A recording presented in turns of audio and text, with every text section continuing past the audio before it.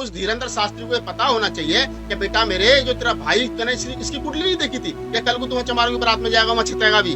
तो ये भी तो होना चाहिए ना कि अब जो तुम कह रहे हो कि चमारों से पंगा है दलितों से पंगा, तो भाई चमारों से और दलितों से पंगा या शेड्यूल कास्ट के लोगों से पंगा वो लेता है जिसकी सामत आती है। धीरेन्द्र शास्त्री की उल्टी गिनती शुरू हो गई है, आप लिख लो।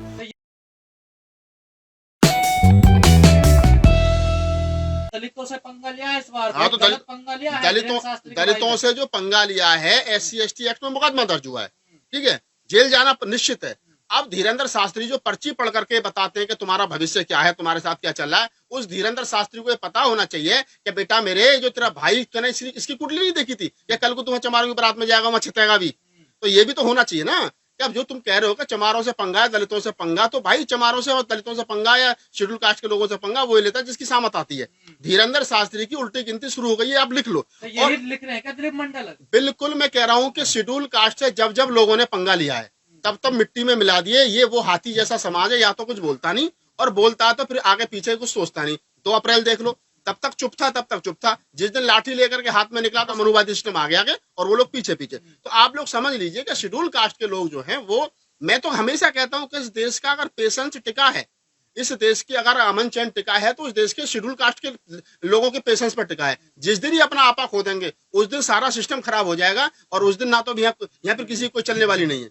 तो आप इस चीज को समझिए कि ये धीरेन्द्र शास्त्री जो बागेश्वर धाम सरकार जिसको कह रहे हैं, जो दुनिया का भविष्य बता रहे हैं, इनको कम से कम अपने भाई का भविष्य देख करके बताना चाहिए था। कभी चमारों से पंगा महंगा पड़ेगा और तुम्हारा जाकर छितेगा भी। तो ये बहुत सारी चीजें हैं। अभी तो देखो दिलीप मंडल भविष्यवाणी कर रहे हैं कि अगर बागेश्वर इसका धीरेन्द्र शास्त्री का अगर खात्मा होगा तो दलितों के हाथ से होगा। नहीं तो दलित ही इसका खात्मा करेंगे। मैं बता रहा हूँ आपको कि 26 साल का लड़का, 27 साल का लड़का जो अपने आप को खुदा मान के बैठ गया, भगवान मान के बैठ जाए, और वो मान के भी क्यों नहीं बैठ जाए, भी सारे टीवी अखबार उसको दिखा रहे हैं, सारे क्या नाम है चैनल उसको दिखा रहे हैं, 2-2 3-3 घंटे वो लाइव चल रहा है। तो ये हिंदू धर्म की सबसे बड़ी बात रही, वो हर 2 साल के बाद में एक नया बाबा उठा कर ले आते हैं। तो इस बार वो 26 साल का लड़का लिया है बाबा उठा करके, और वो बता रहा पर्ची पढ़ पढ़ करके तेरे भविष्य में क्या होने वाला। ये बात अलग है, वो अपने भाई का भविष्य नहीं पढ़ पाया, उसे नहीं पता चल पाएगा, तेरे ऊपर भी SC/ST एक्ट से मुकदमा दर्ज होगा, लिहाजा वहां मत जाइयो।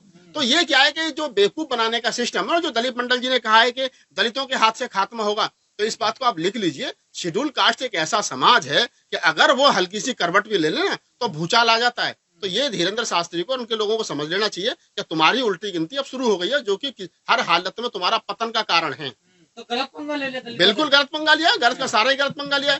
आप शेड्यूल कास्ट के लोगों को कब तक लाचार समझते रहोगे भाई? कब तक आप उनको, मैं मानता हूँ कि समाज के अंदर ज्यादातर गुर्बत है, ज्यादातर गरीबी है, बहुत सारे लोगों में जनसंख्या ज्यादा तो असाक्षरता भी है, लेकिन इस समाज के अंदर ऐसे ऐसे लोग भी हैं जो तुम्हारे लोगों से ज्यादा बुद्धिमान है, तुम्हारे लोगों से ज्यादा बुद्धिमान बहादुर है, तुम्हारे लोगों से ज्यादा पैसे वाले हैं, ऐसे ऐसे लोग भी हैं। और अगर जब समाज सबको बना करके मिला करके बनता है, और जब समाज के प्रबुद्ध लोग साथ में खड़े होते हैं तो फिर आगे आगे हो लेते हैं। साधना सरकार धीरेन्द्र शास्त्री कहता है सनातन बनाएंगे, भारत को हिंदू राष्ट्र बनाएंगे, भाईचारा पैदा करता है। ऐसी भाईचारा पैदा होगा कि शेड्यूल कास्ट की बारात में जाओ, तमंचा दिखाओ और सिगरेट पियो। पहले तो मुझे ये लगता है कि ये ब्राह्मण जाति के जो लोग हैं, जो अपने आप को कहते हैं कि हम तो बड़े शालीन हैं, हम तो बड़े सभ्य हैं, हम तो बड़े समझदार हैं, हम तो प्रबुद्ध हैं, पता नहीं कौन कौन से नामों से अपने आप को ये जो लिखते हैं कि जी ब्राह्मण बड़ा पूजनीय है। तो भैया मुझे जरा ये भी बता दो कि सिगरेट पीकर और दारू पी करके जो हुड़दंग मचा रहा है धीरेन्द्र शास्त्री का छोटा भाई, ये कौन से सनातनी है, ये कौन से हिंदू हैं? ये हिंदू धर्म के ग्रंथों में कौन से में लिखा कि ब्राह्मण ऐसा भी होना चाहिए जो ये इसके बावजूद ये पूजनीय है?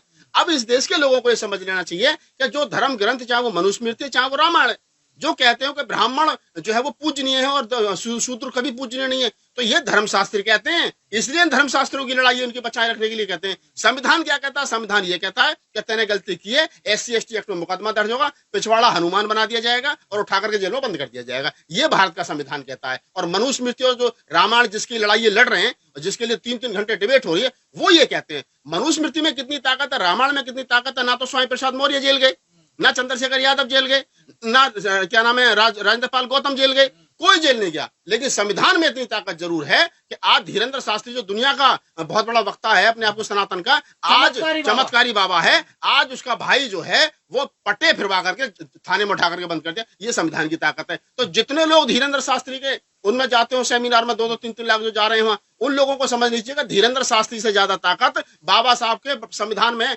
ये छोटे वाले बाबा में उतनी ताकत नहीं जितनी बड़े वाले बाबा के किताब में ताकत है। यानी भारतीय संविधान में उतनी ताकत है कि वो धीरेन्द्र शास्त्री जो आज का नया ब्रांड एम्बेसडर तैयार हुआ है हिंदू धर्म का, उसके भाई के पिछवाड़े पर मतलब लाठी पूरी पर दुनिया को वचन देते हैं, कथा सुनाते हैं, अपने परिवार को सुधार नहीं पा रहे हैं, वो सिगरेट पीपी का तमंचा दिखा रहे हैं। मैं धमकी वही दे कह रहे रहा हैं हूँ लोगों को। गजेंद्र जी कि जो आदमी दूसरों को सुधार रहा है और दूसरों की बात कर रहा है उसको समझना चाहिए। तो यार मैं तो धीरेन्द्र शास्त्री मुझे मिल जाए तो मैं उससे पूछूं, यार मुझे बता तो सही, तू दुनिया का भविष्य बता रहा है, दुनिया की पर्ची लिख रहा है, तू बता रहा है साहब हमने तुम्हारे भविष्य में ये होने वाला है, और पैसा क्या नहीं कहता, हम इलू इलू भी खोल देंगे। अरे इलू इलू जिसका खोला उसका खोल दिए, लेकिन पहले अपने भाई का तो बता देता कि कल को जाकर तू चमारों से पंगा लेगा और तेरे ऊपर SC/ST एक्ट लगेगा, फिर तेरा पिछवाड़ा जो है तुझे लंगूर बनाकर बंद कर दिया जाएगा हवालात में। तो ये दूसरों का भविष्य बताने वाले मेरे भाई, हमारे बच्चे, जरा उसका भी देख ले, अपने भाई का भी देख ले, अपने परिवार का भी देख ले।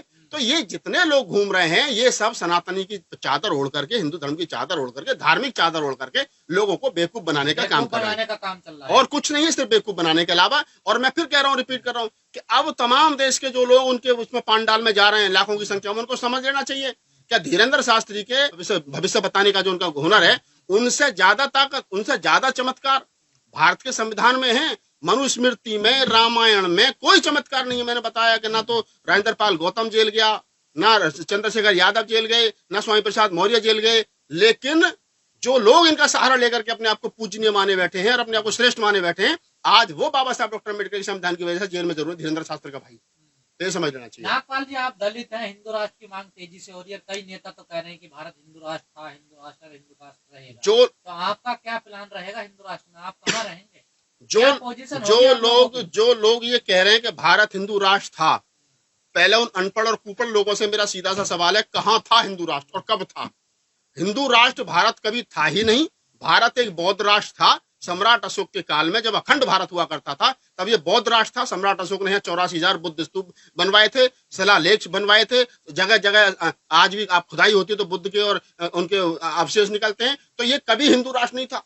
और ये जो अपने आप को कह रहे हैं हम तो सनातनी है, इनसे पूछो कभी सनातनी हो, तुम्हें 200 से ज्यादा कंट्री, तुम कहाँ कहाँ हो जरा बताओ।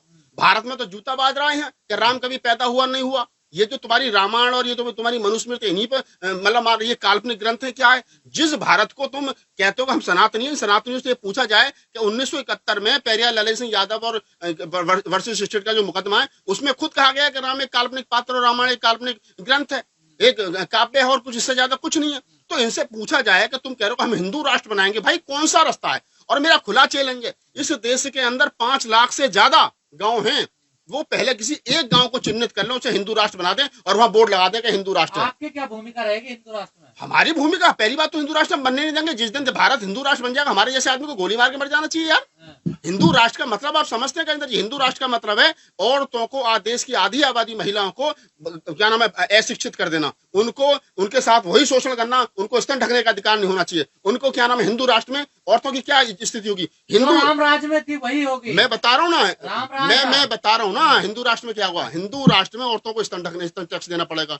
हिंदू राष्ट्र में विधवा औरतों को शादी का अधिकार नहीं होगा। हिंदू राष्ट्र में पति बाप की संपत्ति में महिलाओं का अधिकार नहीं होगा। हिंदू राष्ट्र में औरतों को पति के संग जिंदा जला दिया जाएगा। ये हिंदू राष्ट्र में महिलाओं की स्थिति होगी। नया हिंदू राष्ट्र में बता रहा हूँ ना। और शूद्रों की स्थिति होगी, SC/ST OBC की, उनके गले में हड्डियां लटका दी जाएगी, शिक्षा से दूर कर दिया जाएगा। तो ऐसे हिंदू राष्ट्र की कल्पना जो लोग कर रहे हैं, ये मुट्ठी भर लोग हैं, हालांकि 3% ही, ज्यादा है नहीं।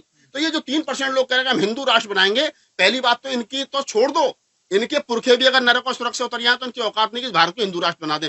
और अगर 0.1% ऐसा हुआ कभी कि ये हिंदू राष्ट्र बन गया तो हमारे जैसे लोगों को तो गोली मार के मर जाना चाहिए। हम क्या करेंगे उस हिंदू राष्ट्र का? भाई जिस हिंदू राष्ट्र की कलम को हमारे पुरखों ने नकार दिया, बुद्ध ने, कबीर ने, नानक ने, रैदास ने, साहू जी महाराज ने, डॉक्टर अम्बेडकर ने, मानव साहब काशीराम ने, फूले ने, जिस हिंदू राष्ट्र की रीढ़ की हड्डी तोड़ दी हमारे पुरखों ने, उस हिंदू राष्ट्र को हम क्या नाम है अपने आंखों के सामने बन जाने दे तो हमारा एक्टिविस्ट होना बेकार है। अब इस देश के अंदर संविधान की हत्या हो जाए, देश की तरक्की तभी होगी ना जब देश की तरक्की। हाँ तो करवाओ ना। मैं कह रहा हूँ कि आप उदाहरण के तौर पे, एग्जाम्पल के तौर पे एक गांव को हिंदू राष्ट्र बना दो और जिस दिन वो गांव तरक्की कर जाए फिर मुझे बताना कि ये गांव तरक्की कर गया और हिंदू राष्ट्र बन जाए, हिंदू गांव बन। शास्त्री ने परिभाषा दे दी हिंदू राष्ट्र की। मैं बता रहा हूँ ना आपको, पहले तो हो रहा है मैं बता, यज्ञ कर लो या यज्ञ से भी महायज्ञ कर लो, लेकिन मुझे बताओ पहले तो हिंदू राष्ट्र में क्या होगा। मैंने बता दिया हिंदू राष्ट्र में ये होगा, ये चाहते हैं ये आज भी जो लोग हमारे लोगों को, सरकार देख लो, वर्तमान में सरकार चलिए, कितने शेड्यूल कास्ट के लोग हैं जिनके पास में अच्छे मंत्रालय नहीं है ना? कितने देश के अंदर मुख्यमंत्री हैं, कितने शेड्यूल कास्ट हैं, कितने OBC हैं, कितनी महिलाएं हैं। ये सारे का सारा सिस्टम, मनुवादी सिस्टम जो है, ये सारे का सारा सिस्टम जो है ये औरत विरोध, महिला विरोधी है, शेड्यूल कास्ट विरोधी है, OBC विरोधी है, जनजाति विरोधी है, ये SC ST तो आप लोग OBC हिंदू माइनॉरिटी हिंदू विरोधी है। राष्ट्रवादी क्यों हैं आप लोग? हम हिंदू राष्ट्र बनने ही ना दें। ये जितने लोग अनपढ़ और कुपड़ घूम रहे हैं तिलक थापे लगा करके पंडे पुजारी का हम हिंदू राष्ट्र बनाएंगे, इनके बाप का देश है, हिंदू राष्ट्र बना लेंगे। अरे इस देश के अंदर भाई 30 करोड़ 30 करोड़ मुसलमान है, इस देश के अंदर 30 करोड़ शेड्यूल कास्ट है जो अपनों को हिंदू नहीं मानता, 60 करोड़ तो यही हो गए। और कैसे हो गए, कैसे हो जाएंगे? कौन सी किताब में लिखा? अरे मोहन भागवत कौन है? मोहन भागवत कोई संविधान है? कौन है मोहन भागवत? सिस्टम है मोहन भागवत। तो जो लोग ये कह रहे हैं कि भारत में जो भी रहता है वो हिंदू है, कैसे हो जाएगा हिंदू? मैं तो नहीं हिंदू, मेरे पुरखे तो नहीं थे हिंदू, हम तो कभी हिंदू थे ही नहीं। और जो लोग हमें हिंदू बना रहे हैं, भाई क्यों बना रहे हो? मैं तो नहीं बन रहा हिंदू, मुझे नहीं बनना हिंदू। कौन तुम हिंदू? आप लोगों को दिक्कत यही तो बता तो दिया मैंने तुम्हें। दिक्कत ये है कि अगर हिंदू राष्ट्र बनेगा तो मनुस्मृति का राज लागू होगा, और मनुस्मृति में हमारे पास कोई अधिकार नहीं है। इस देश की महिलाओं से मैं कहता हूँ, आप महिलाओं सुधर जाओ। इस देश के धर्म कानून जितने ये आपके धार्मिक, जो तुम घंटी बजाने पहुंच जाते हो सुबह सुबह मंदिर में, ये जिस दिन लागू हो गए सही तरीके से, उस दिन समझ लेना तुम इस बात को कि तुम्हारे कमर पर उतनी ही लाठियां पड़ेंगी जितनी पीछे पड़ती थी। तुम समझ जाओ इस बात को। ये देश का संविधान ही है जो तुम्हें देश का प्रधानमंत्री बना देता है, राष्ट्रपति बना देता है, देश में मुख्यमंत्री बना देता है, न्यायाधीश बना देता है, क्या नाम है, तुम्हें DM बना देता है, SSP बना देता है, ये संविधान बनाता है।